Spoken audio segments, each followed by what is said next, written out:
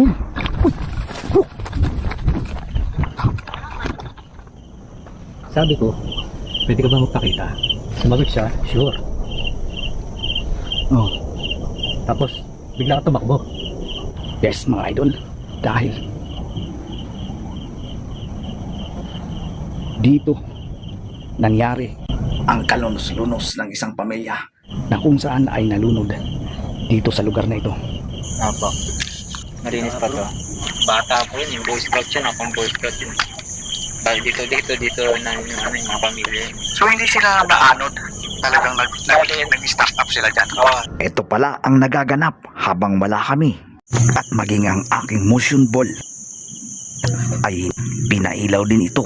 Patunay lang na narito pa ang kanilang mga kaluluwa. Uy! Ayan na naman! Ayan na naman, bro! Bro! Oh! Tingnan mo!